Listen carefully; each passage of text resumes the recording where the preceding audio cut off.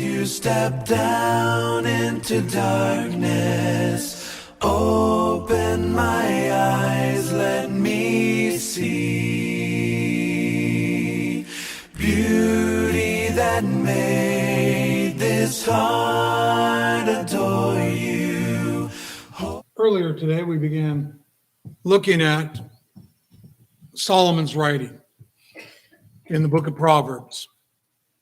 After Solomon had been talked to by his father, David, and David basically told him, I want you to be strong, I want you to be firm, and I want you to act like a man.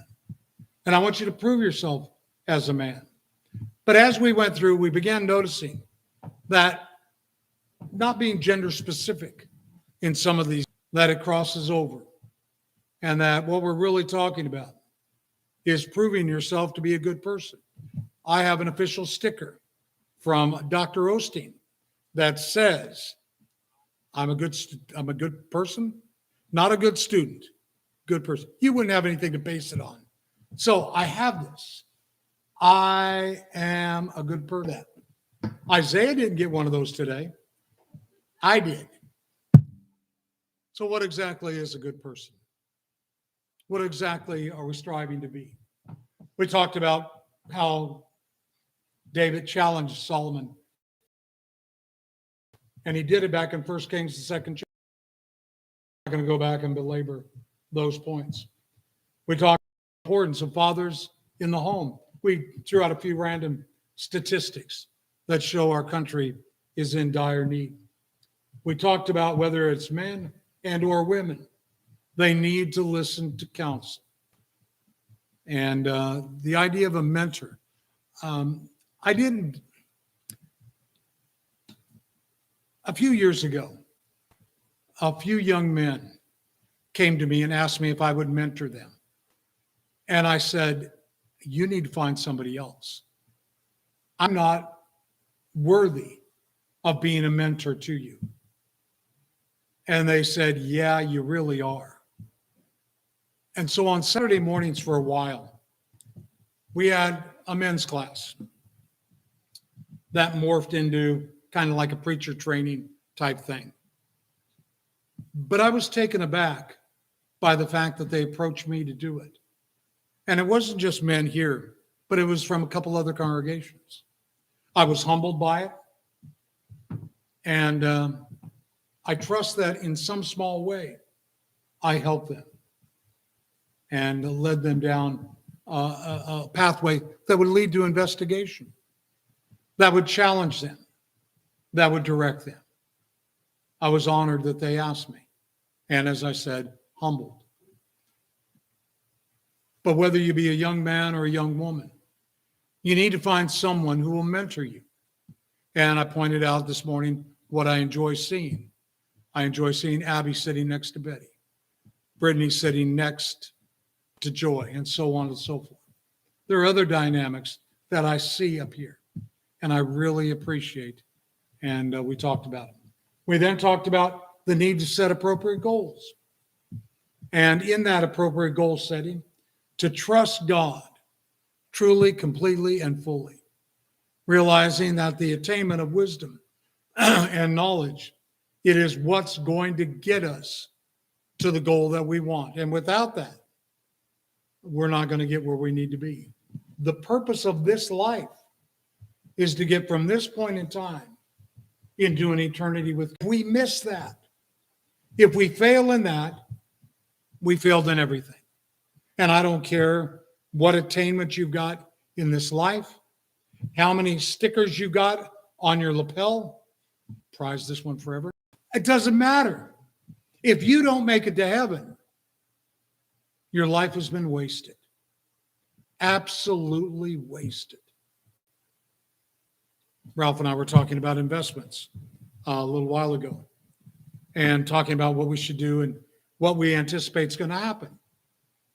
You could have the greatest investments in this world. You could gain money upon money. And you could just be, like Scrooge McDuck, just swimming in it. But if you don't make heaven, you've missed it. Because all that which you accumulated, you don't get to take with you. Not one iota of it. So set your goal and realize that this is what I've got to do. We talked about bad company corrupts good morals. And so we discussed it a little bit about spending time with those that are going to lift us up and not tear us down. We want positive influences around us. I mentioned how one friend I grew up with, his father thought I was less than a positive influence. And in all honesty, I probably was. He and I spent a lot of time hitchhiking and backpacking, climbing in and around and through the mountains. But one thing I think I did, and it was long before I was a Christian, I think I did encourage him because both of us were worried about being drafted. And I said, we need to go down and take the test just in case that notice comes so we don't get drafted into the Marines or the Army. Let's go down and take the test for the Air Force.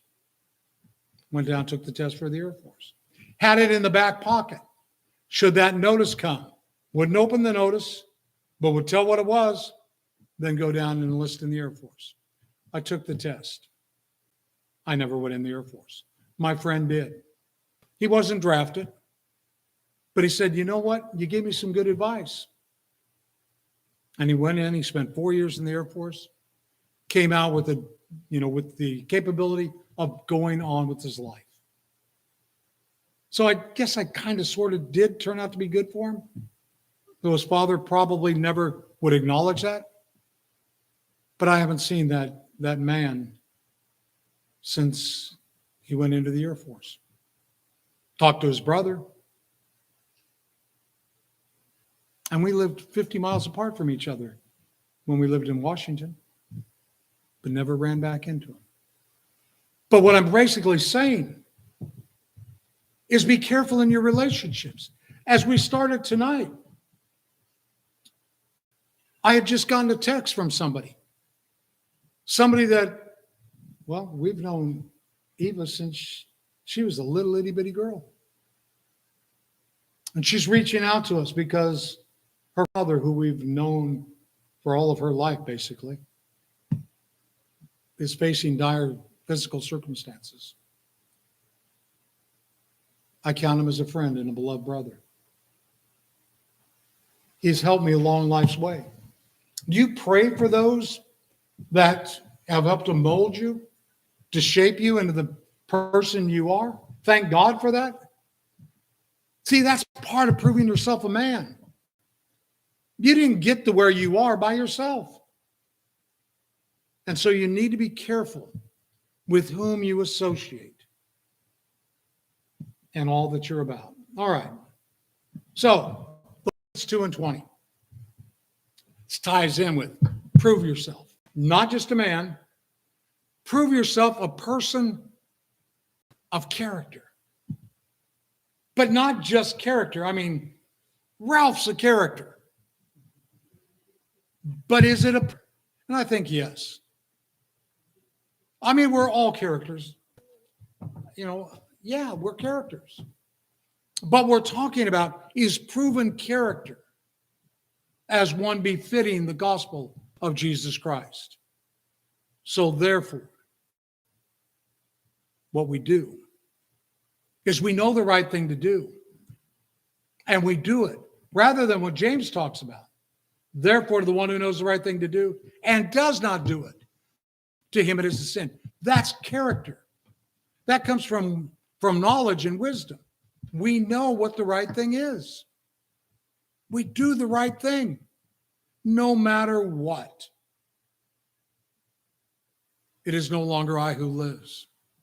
And I know you've heard that verse over and over, but I want you to hear it again for the first time. So divest it out of your mind and think about what Paul is writing, what Paul has gone through, what he's faced there in Galatia. And now he's writing them after the fact. And he's challenging them. He's opening himself up to them. And he said in verse 20, I have been crucified with Christ. Now stop. What did Austin just say about 15 minutes ago? He said we sang a song this morning. When I survey the wondrous cross. Survey. Al said it was an examination. It was deep introspection. So now go here. I have been crucified with Christ. As you survey the wondrous cross, have you really been crucified with Christ? Have you? And I realized, no, the nails weren't pounded through your hands. The crown of thorns wasn't plated and then placed on your head. But have you crucified the old man?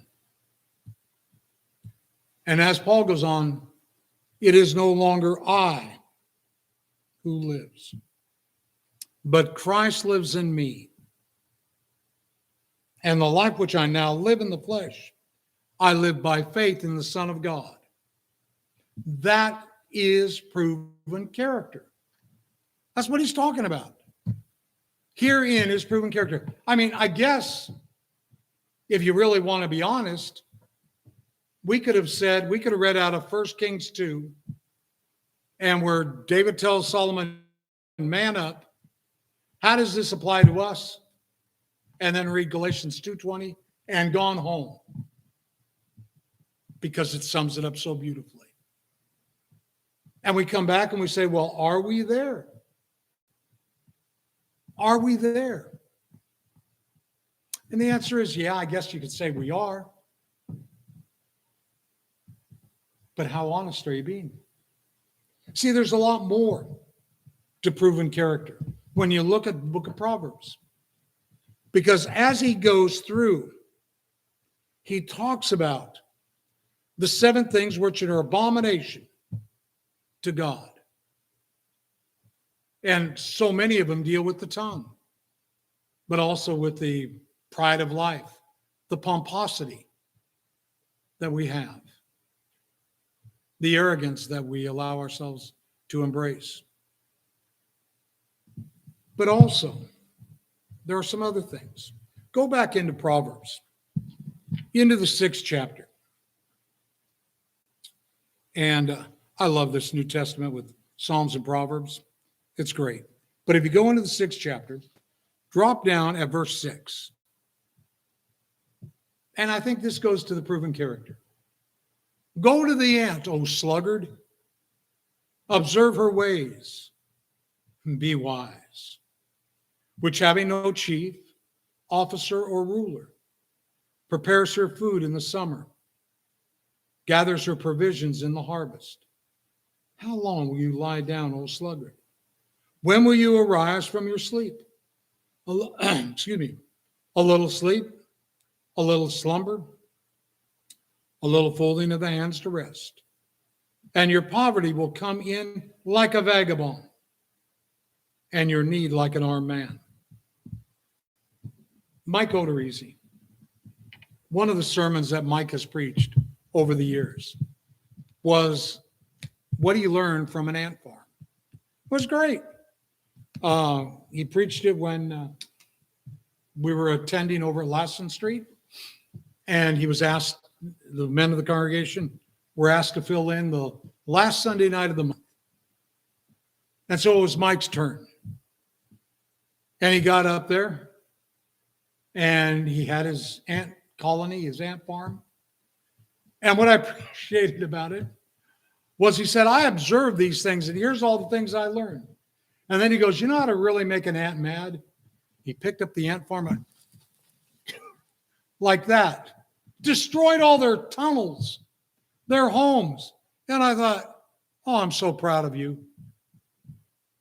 But Susan had the look on her face like, what did you do? But there was a point in his lesson.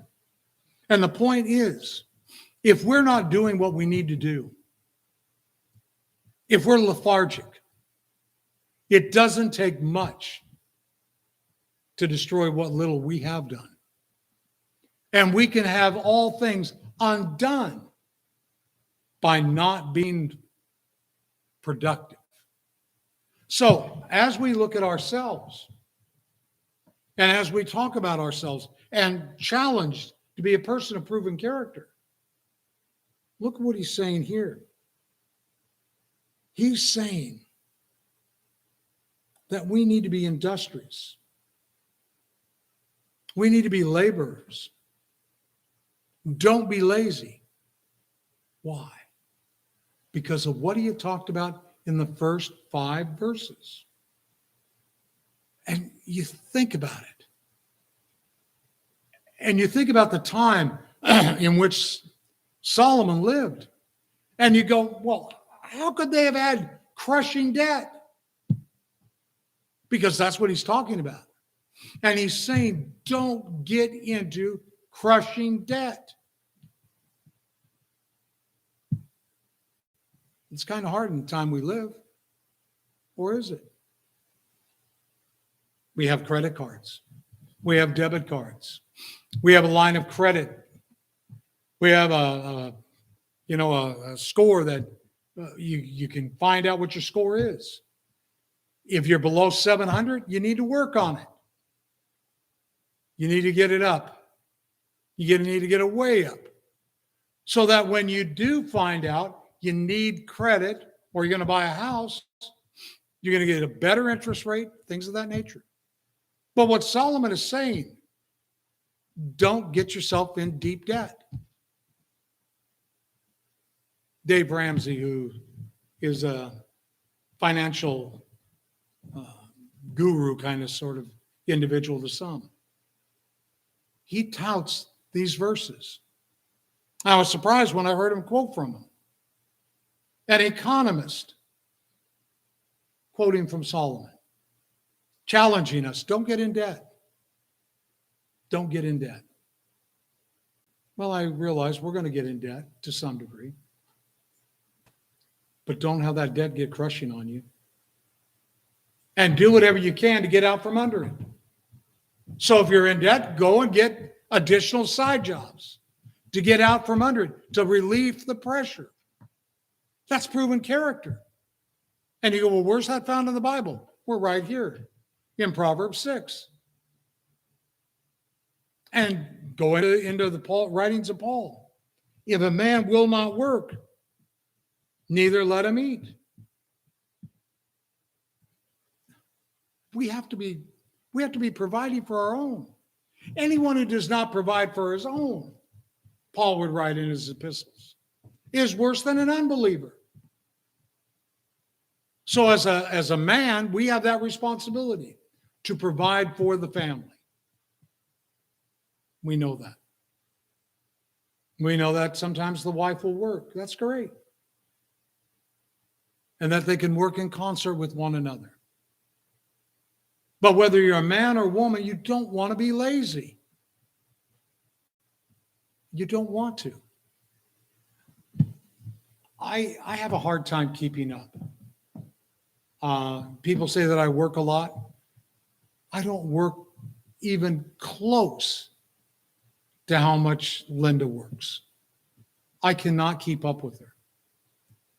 I cannot. Linda's mom told me one time that when she was a little girl, that she had to force her to stop, to go and lay down, to stop. And they couldn't keep her down. Fatigue was not something that came easy to her. And I sit back and I marvel. And I should have known it early on. We moved on to a farm close to a commune type arrangement with friends. The water line broke. We had a pond on the property. Linda would go out and haul water constantly. Never complained, doing what she needed to do. That's what Solomon is saying. And that's what we hear. We do what we have to do. to be a person of proven character. And we hold on to that. Well, notice what's found back in the book of Joshua, first chapter. Joshua takes over the mantle. And as he takes over the mantle from Moses, he then sits the people down and he begins talking to them, discussing what kind of people they need to be. So look at chapter 1 of Joshua. And verse 6. Be strong. Be strong. And this is the word coming from God. Be strong and courageous. For you shall give this people possession of the land which I swore to their fathers to give them. You're going to be the one that's going to present it to them. Here's what I want you to do. Again, it's one of these man up things. Only be strong and very courageous. Sometimes being strong means that you have to humble yourself. I do not think of Jesus as weak in any way, shape, or form. But a lot of times when people depict him, they depict him as weak, as soft. I never saw that in Christ, ever, once I obeyed the gospel. He was a man of courage. He was a man of principle. He was undaunted in what he did. He was a man of courage. Can you even begin to fathom the idea of the courage it took to willingly, freely, and openly go to the cross, knowing what was going to happen, knowing full well? Oh yes, the night before, he prayed, Father, if it be possible, let this cup pass from me, but yet let thy will be done. He was so intent and troubled. His sweat became as drops of blood. Little capillaries were breaking underneath his skin and oozing forth as blood. He was a man of courage. To walk with confidence before the tribunal, knowing, as Austin pointed out rightly, that he had the power as deity to stop it. But because he was deity, he didn't stop it. Because for this he was born. For this he came into the world. The polarization between the divine side, the human side, had to be tremendous. But he went to the cross for us. Our life is going to beg for us to be courageous at times. We're going to have to be strong, which means at times we're going to have to humble ourselves. But that's okay, because we have fixated a goal and we're not going to be denied. But go on a little bit further. Be careful. And the word careful there carries with it more the idea of observe. Observe to do all that I command you. Be mindful of it. Have that respect, that fear, which Moses, my servant, commanded you. Do not turn from it to the right or to the left, so that you may have success wherever you go. That's what we want in life. We want success. We know what our goal is. And whenever you set a goal, naturally you have long-range goal, heaven.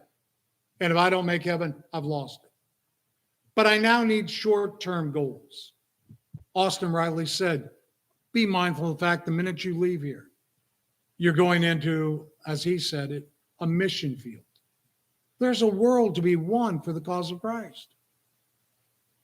And so what you do is you set a goal. You set a goal. I'm writing a little article for our bulletin, I don't know, sometime late April, 1st of May. And I got the idea from an article I read some years ago. And it had to do with the 33 Chilean miners that were trapped. And they couldn't find them. They didn't know where they were trapped at. And so they got somebody, got a woman. And what she did was she kept drilling pilot holes, pilot hole after pilot hole, trying to find them. And it was equated as being finding a needle in a haystack. But she found the needle. After so many days of trying, I think it was 10, she found where they were and that they were safe. And now the rescue could begin. And all 33 were rescued. It took them, I forget how many days, 70 days, I believe, in total, from the time of the cave-in till the last one was taken out of the ground. It's going to take work to find somebody that's looking for the truth.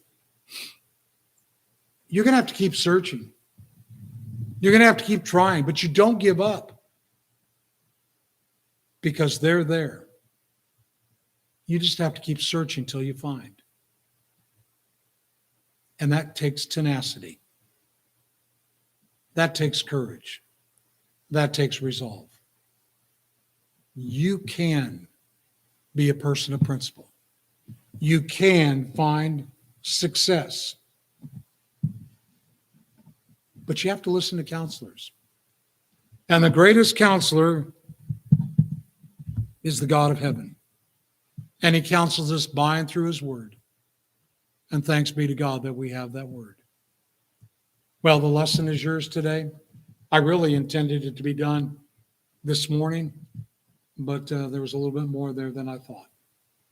Trust that you were able to extract something from it, to think about it a little bit deeper, to look at your life a little bit closer. I know even in the study it did me. And I looked long and hard and came away with a little greater appreciation. And yeah, it was kind of shocking to me. And again, I appreciate the opportunity to have grown to that degree. Still got a lot more growing to do. God's not done with me yet. If there's anyone here this afternoon that might be subject to the invitation, as I look out, everyone I believe has obeyed the gospel. But we do this over live stream. And if you're watching it over live stream and you have questions, at the end of this presentation, there's going to be a way to contact me. Feel free to email me at the address stated. And I'll be glad to figure out a way to get someone to study with you if you're not in this area. We'll figure it out. Because the one thing we want is for you to be found. Just like those Chilean miners. We want you to be found. We want you to be rescued. And if you know what you need to do, you're willing to put Christ on in the waters of baptism, we'll find somebody that'll help you do that. If you need the prayers of congregation for strength, you saw that we were a praying congregation. Reach out. We'll pray on your behalf. Any way we can be of spiritual service. Here I am to bow down.